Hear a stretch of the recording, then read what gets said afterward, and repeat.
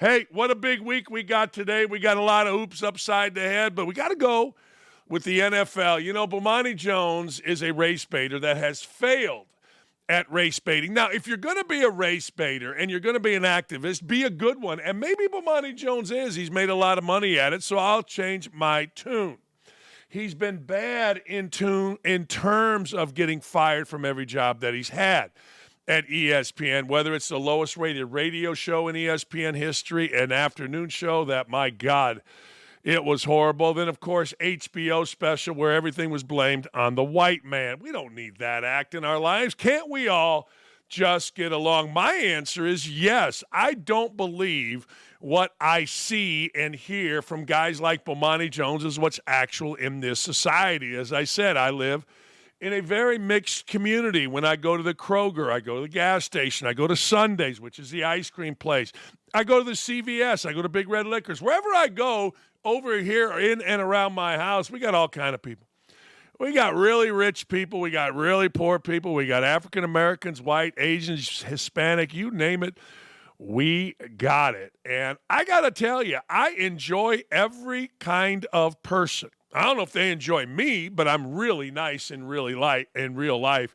In fact, the Indy Star wrote an article, not the Indy Star, Indianapolis Monthly wrote an article about how I'm the nicest, most hated person in Indianapolis. Can't we all just get along is my mantra. Well, we do get along, but not according to Bomani Jones.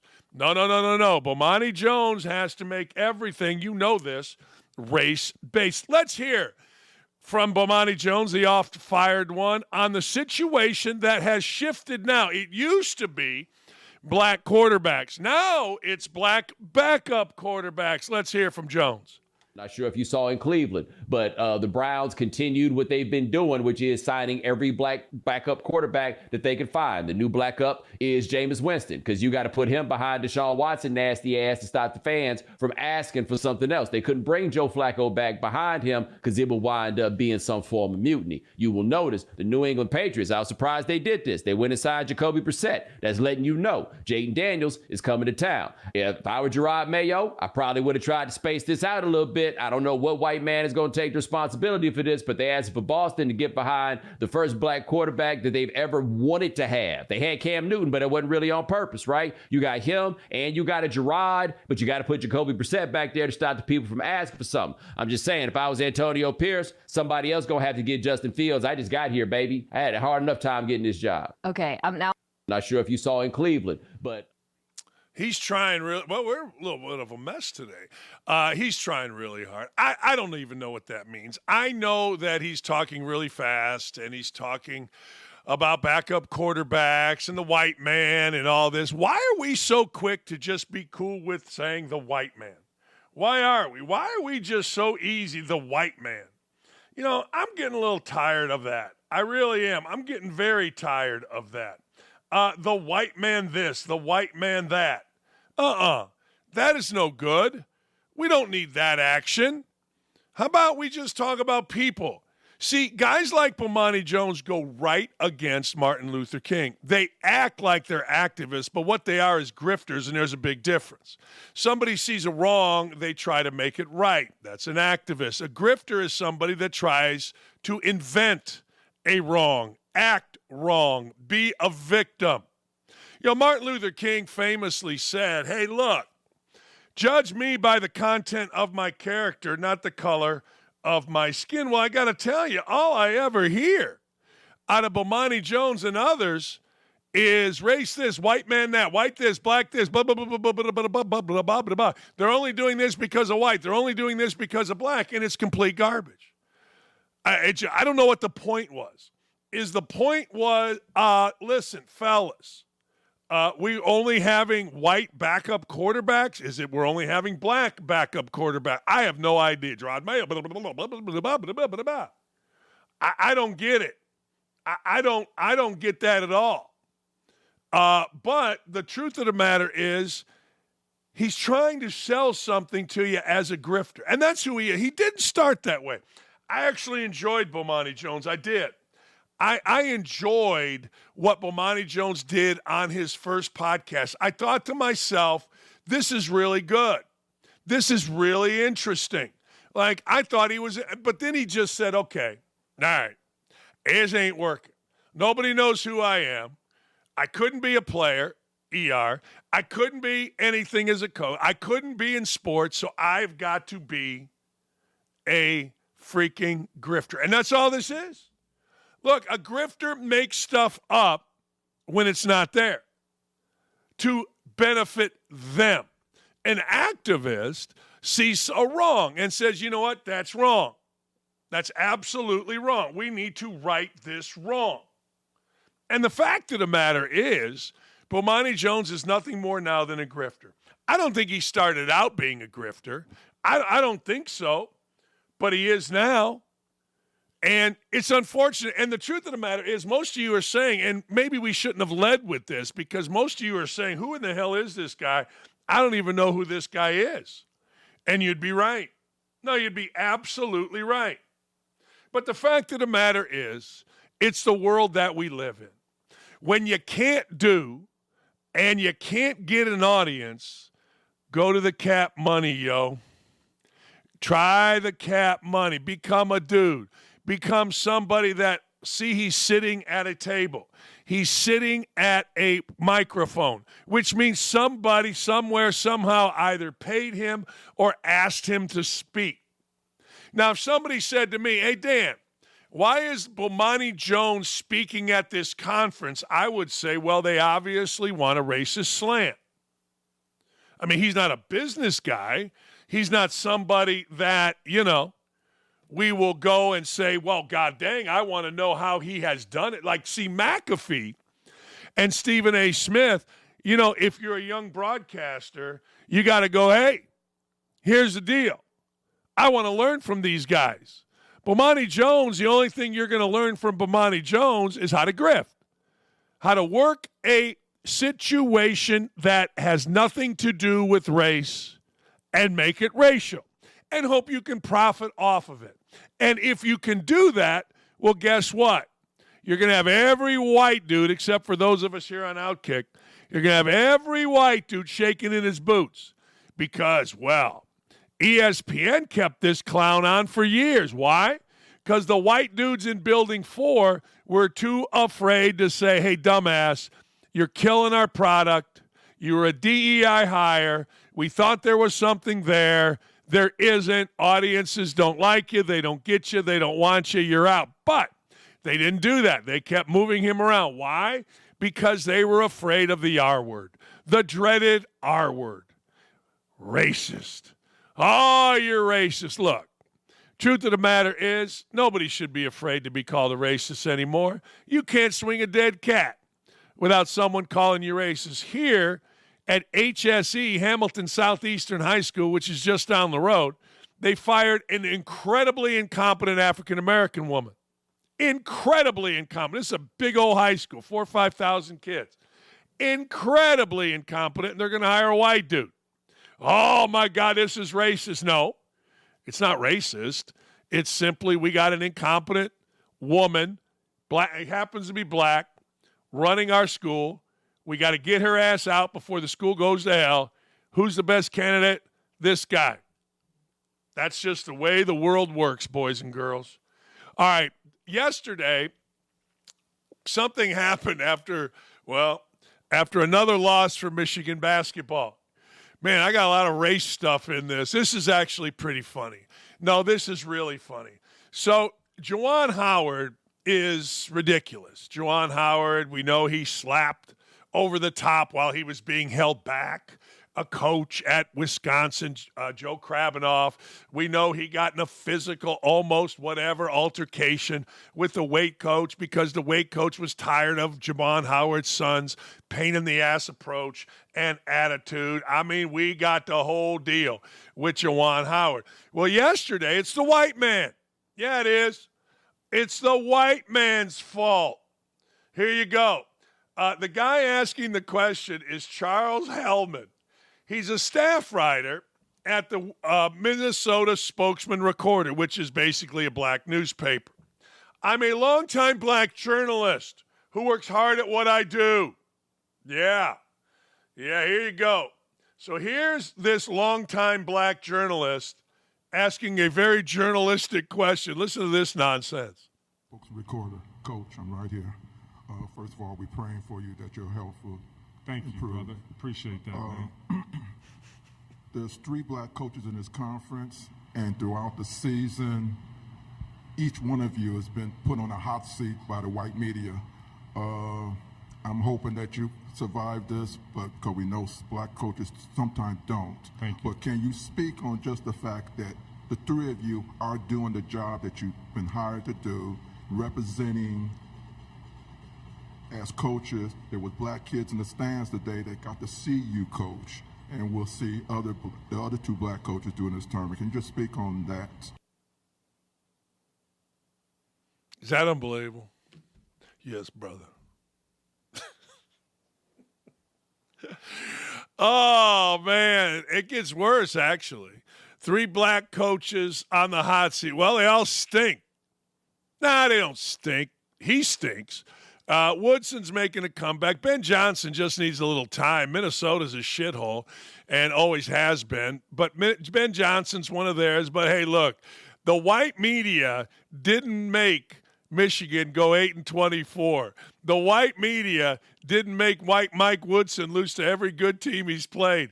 The white media didn't make Ben Johnson bow out in the first round by double digits when he had a halftime lead. The white media hadn't done nothing. The white media, truthfully, is scared to death.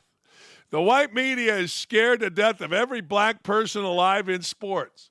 The white basketball media is trying to be down. All you got to do is look at today the very racist blogger boys of Indiana University and the very racist media of Indiana University is bending over backwards to suckle at the teat of Mike Woodson. This guy is living in 1975. Black coaches are giving every advantage, and to say black coaches don't survive that, my ass. Black coaches survive it just fine, just like white coaches survive it just fine. Black coaches get fired, just like white coaches get fired. And I told you way back, everybody, I gotta interview 3 black coaches. I just had an AD tell me that. I go, well, this guy's awful. Yeah, I know, but I got to interview him. Okay. Well, at the end of the day, black coaches have far more advantages. I'm not mad at it. I don't really care. It doesn't affect me. But to say black coaches don't affect this, I told you this was going to happen. I told you when everybody started being treated equal, which means black coaches are not discriminated against. It was so bad that Rudy Washington, an Iowa assistant, had to start a Black Coaches Association. That group became very powerful. And you know what? It should have. Well, now black coaches are given every opportunity. I mean, damn. The only Big Ten coach fired in the middle of the season was a white coach at Ohio State, Chris Holtmann. I can hear the black guy at the recorder something say, well, he got a job at frickin' DePaul. And I would say, well, he did. See, I do voices of all kinds because I, ladies and gentlemen, treat people based on the content of their character, not the color of their skin. And this guy, Hallman, does not. Oh, my brother. I mean, what are you doing? That's like a parody. That's like a damn parody of an actual reporter. Black coaches are treated great. Black coaches are given every opportunity. Frankly, so are white coaches. But if we're going to ask for equal treatment, then guess what's going to happen when you're 8-24? You're going to be on the hot seat. Guess what's going to happen when your Indiana basketball team is as unappealing as any team has ever been? And I think they're going to make the NCAA tournament. Everybody else doesn't think they're going to make the NCAA tournament. At Indiana, when you haven't done squat in the NCAA tournament and you haven't competed for a Big Ten championship, and you're in year 3 and your best recruit just decommitted, guess what? People have passion, and they are going to say, wait a second here. This ain't going great. Is there an element of racism to it? There is in Indiana. I can't speak to Minnesota, and I cannot speak to Michigan. But every coach, black or white, understands this. They understand I better win. Now I better win. Jared Haas got fired at Stanford. White guy. Mutual parting of the ways at Long Beach. White guy. Mike Boynton out at Oklahoma State. Black guy. I can go on and on. I can't.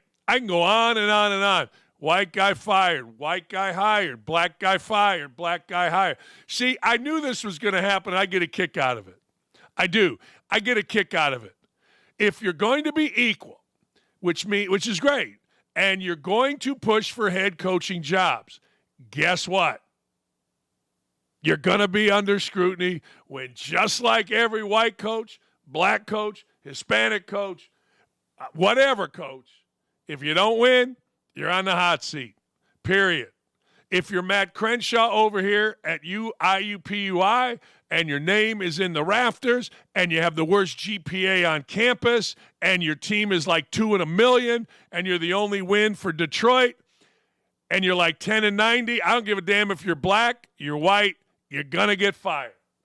I don't give a damn if your name is in the rafters, if you're part of the Fab Five, if you're part of the Flunky Five, if you're part of the White Guy Five. I don't care what you are. If you go 10 in a million, you're going to get fired. It just doesn't matter. See, this is what I was talking about with Bomani Jones. White guys are so afraid. Oh, my God. And you won't see any of our journalistic geniuses call this out. You won't see that at all. I mean, if a white guy had said to, I don't know, who's a white coach? Steve Pikiell. You know, Steve, are white coaches under attack? We've seen black coaches that can't compete for a Big Ten title. We've seen Big Ten coaches that have some of maybe 3 of the best jobs in the league.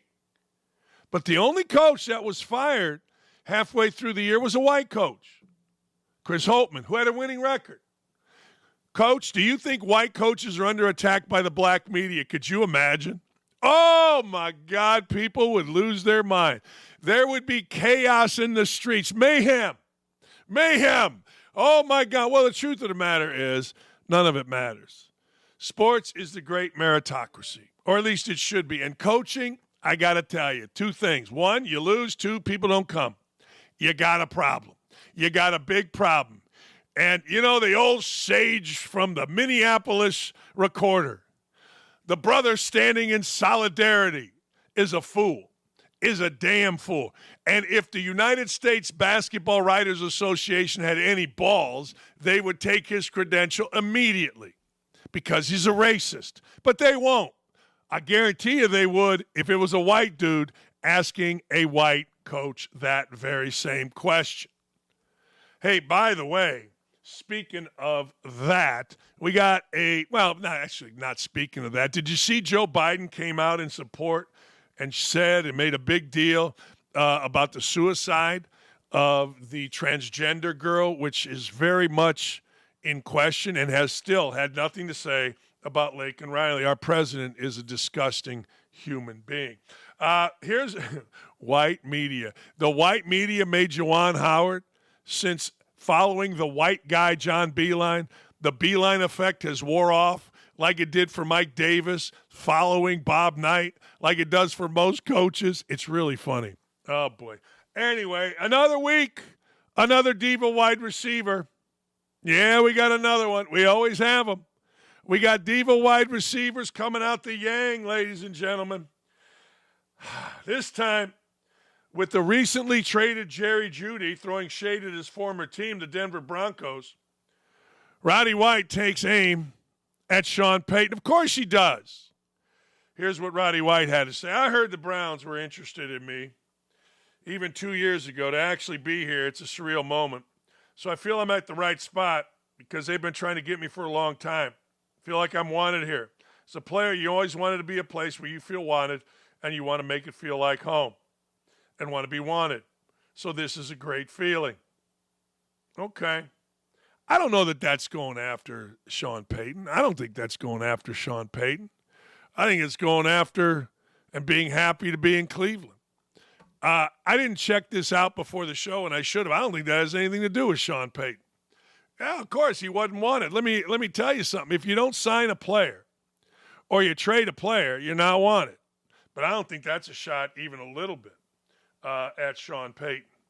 I love Isiah Thomas. I do. I think Isiah Thomas is great. My brother's Isiah Thomas's attorney, or has been in the past. I will say this about Isiah Thomas, so it's really funny. When he became the Florida International University coach, I really didn't want to go to Miami, but my brother's like, you should work for Isiah. I said, okay. So Isiah calls me, hey, Dan, man, I could tell you didn't want to hire me. He was going all brothers, and that's cool. But the fact of the matter is, he's like, well, I got to call Coach Knight and see if it's okay to hire you. I'm like, what? Because Coach Knight was mad at me. I knew that was a fraud. I knew that was complete bullshit. But that's okay. I know Isiah. Well, these old NBA guys are acting like 10-year-olds, and I'm here for every bit of it. Isiah Thomas wants an apology from Michael Jordan. Scottie Pippen, Horace Grant, and Luke Longley are going on a tour to tell their side of The Last Dance. I love it, man. Look, all these guys are in their 60s. Isiah's a couple years older than me. I followed him at Indiana. I wore number 11 after he won the national championship in 1980. I asked for number 10. Knight gave me number 11. Man, I actually, at Christmas, was leading Indiana in assists. And the newspaper said, number 11 leads Indiana in assists, but it's not quite the same. I'm like, what are you talking about? Assists are assists. I'm a huge Isiah fan. Hey, he wants an apology from Michael Jordan. God bless him. Here's what he had to say. Where's your relationship at today? And is that salvageable? Dude, no. Not salvageable. No. This dude got on national television, international television, and called me an asshole, somebody who's been really good to him. And until he apologizes on international television, we ain't no conversation. You can't apologize and have a private dinner when you done embarrassed me publicly. If you didn't mean it, say it publicly. Now, if you meant it, let it stand. I'm good with that. These dudes act like 10-year-olds, man. And I'm here for it. I am here for it. I am. I am here for all of it. And Isiah Thomas is absolutely right. Isiah Thomas is owed an apology from Michael Jordan. I'll go from Michael Jordan's side first. He's doing his show. He's trying to be a big wheel, a bigger wheel. He understand at the time that, some people don't like me. I'm going to be me. And I think Isiah Thomas is an asshole. Now, what Isiah Thomas did for Michael Jordan is apparently when Michael Jordan came to Chicago, Isiah Thomas made sure that Michael Jordan knew his way around the city, had his son, or maybe Isiah, somebody's son lived with somebody. They were very close. Isiah went out of his way to help Michael Jordan. That's what Isiah says. From Michael Jordan's standpoint, it's like, look, we battled like crazy on the court. You walked out, didn't shake hands, and I'm sure there's other things. I'm sure there's a lot of other things involved from Jordan's side. But I don't blame either. I honestly don't. Michael Jordan gets on The Last Dance, and he's like, yeah, he's an asshole. I don't personally look at somebody calling me an asshole as a negative thing. I do think the way Michael Jordan said that about Isiah Thomas is a negative thing. And I don't blame Isiah Thomas.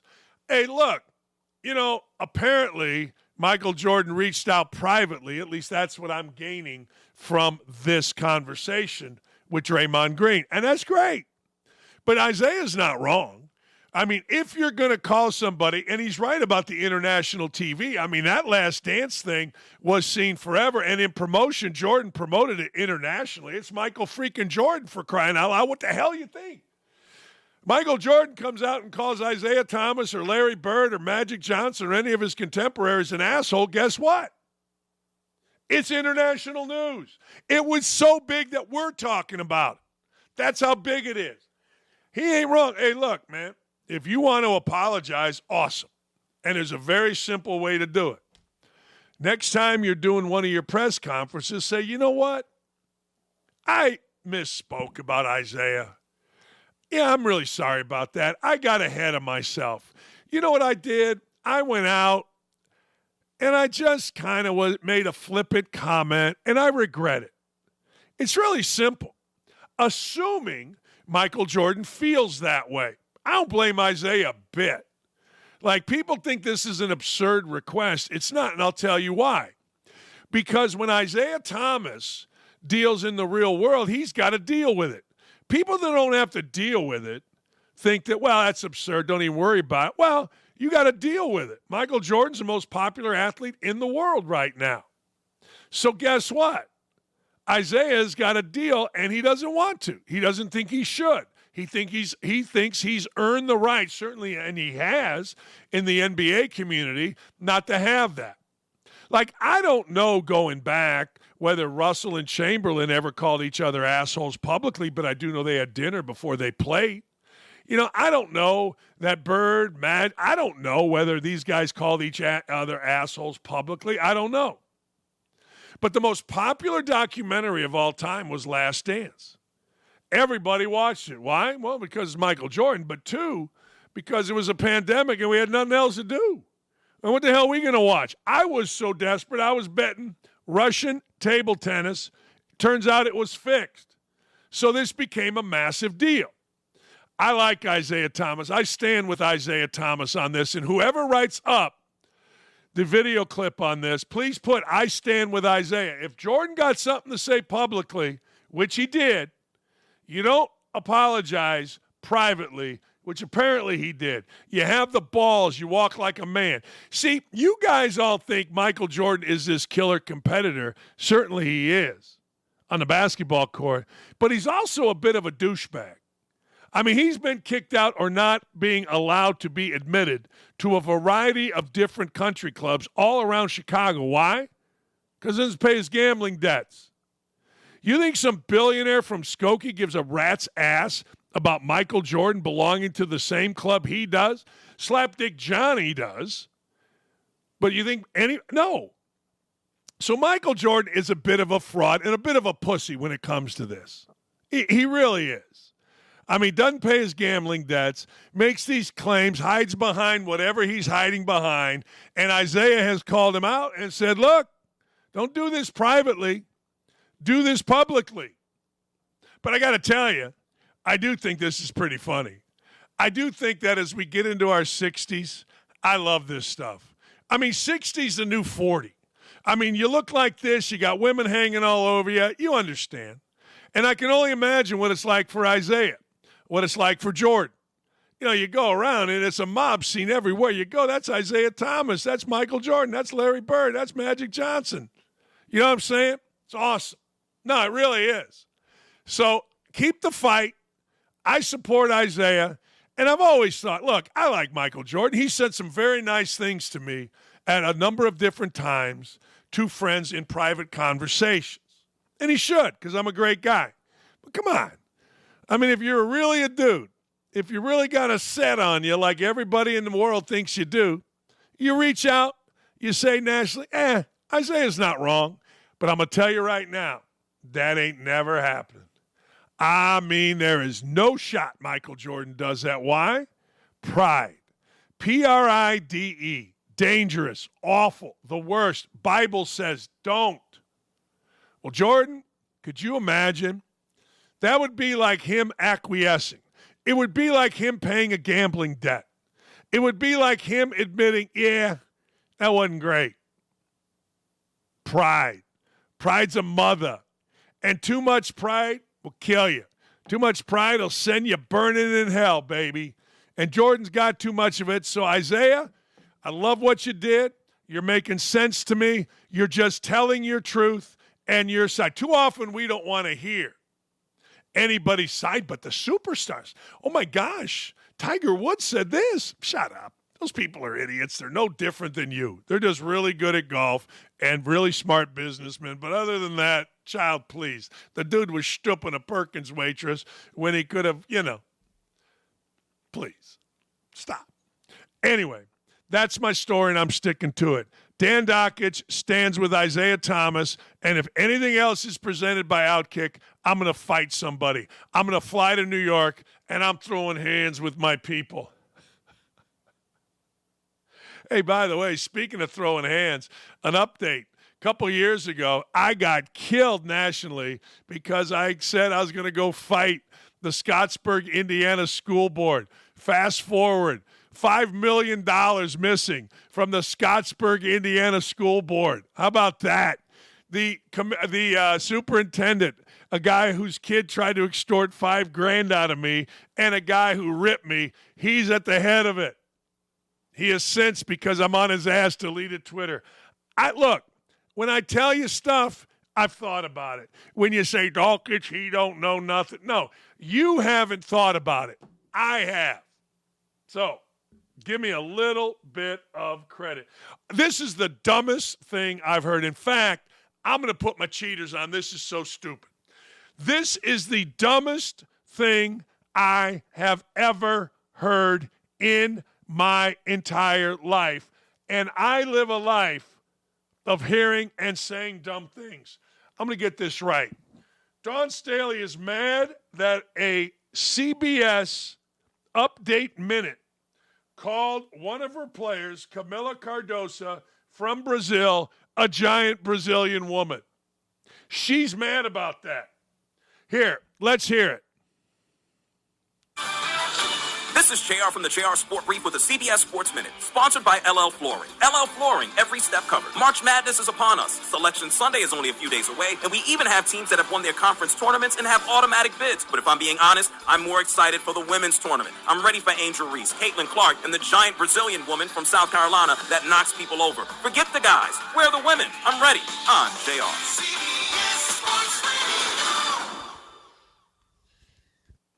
So Dawn Staley lost her mind. That's like offensive. And I talked about it on my show yesterday. What's offensive about that? What a morning. Never thought I'd hear one of my players described in such an offensive way. See, we describe dudes like that, but women don't like it. Equal but special. I'm not sitting this one out. Camila deserves an apology. It can be issued even though it's out of your control. Okay, Dawn, you're really upset. Hey, I get called names every day, and that's not even a bad name. And that Brazilian woman does knock people down. I mean, look at the freaking highlight. It's not like he called her anything. Hey, the big Serbian guy with the big head talks stupid on OutKick every morning. Now, so what? It's unbelievable. Now, you got to have your P's, Q. Everything must be dotted and perfect in the women's game because we want it equal, but we want it special. Don't you dare describe a woman who is Brazilian and massive and knocks people down by the way she is described. Oh, poor Dawn. Dawn Staley acts like she's so city. Dawn Staley acts like she's so hood. And you're going to get upset about that? Well, we're trying to promote the women's game. Well, you're trying to have equal treatment, aren't you? I think you are. It's supposed to be equal. If you want equal, if you want exactly what the dudes get, then sometimes somebody's going to describe one of your players how she actually is. A big old Brazilian woman. Now, you know the deal, right? You know the deal. Yeah. Of course, the station apologized. The guy apologized. I apologize. That's what we had to do because we don't want Dawn Staley upset. We don't want Dawn Staley mad. Okay. All right. Dawn Staley's the one that, well, never mind. She didn't. She's upset. The Brazilian woman is 6'7". She was ejected from the game for knocking people over. Let me say that again. She's 6'7". She was ejected from the game for knocking people over, but we're crying about this. It's so offensive. But I'm ghetto. But I'm hood. That's Dawn Staley. But I'm ghetto. Hey, man, I'm Philly tough. Really? Oh, okay. All right. I guess. I mean, if you're Philly tough, I guess everybody's supposed to, oh, God. JR Sports Brief said this morning on an Audacity Sports Minute, I was sharing my excitement, this is the apology, of the NCAA women's tournament, and I watched some of the game's brightest stars. I referred to University of South Carolina's Camila Cardoso by only her weight and ethnicity. Are we not allowed to even say an ethnicity? I genuinely regret my words. No, you don't. I mean, no. And I'm going to get to I sincerely apologize to Camilla, her family, and the University of South Carolina. She deserves better. I will learn from this and be better. Well, the guy's black, so we're good with it, right? I mean, black dude said it, so we don't care. But the truth of the matter is this guy don't apologize. What do you got to apologize for? I'm guessing CBS Sports Radio and Audacity said, hey, man, you better apologize. That's racist. He probably said, black people can't be racist. And they're like, okay, but black people can be fired. Okay, I'll apologize. I mean, look, let's be honest. No, that guy didn't need to apologize for nothing. You want equal? There's your equal. Dudes get described in all kinds of ways. And since when is it so wrong to describe somebody by their ethnicity? So what? Who cares?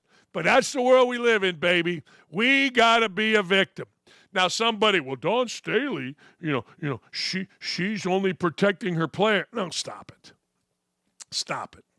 Dawn Staley, congratulations. You have made the Woke All-Star Challenge. Joe Kinsey will release the bracket today. Yeah. The highest paid female athlete for 2 decades was known as the Blonde Amazon. But that was before professional offense takers. The most popular athlete in the NBA, or one of the most, certainly a world champion, is the Greek Freak. Oh, my God. Oh, my God. I can't believe that Dawn Staley didn't somehow blame Caitlin Clark for that. These are pretty good answers. Going to provide some context about he was she. Oh, wow, we're arguing now.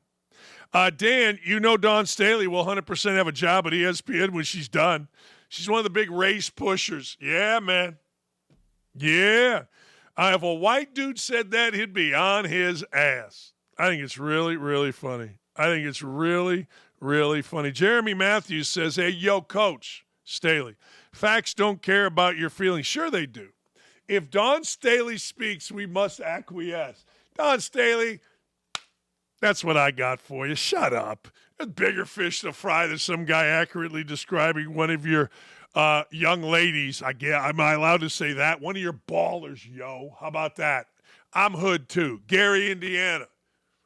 Jesus. So ridiculous. Can't we all just get along? Can't we? By the way, Joe Biden's still the president, and he's still a fraud.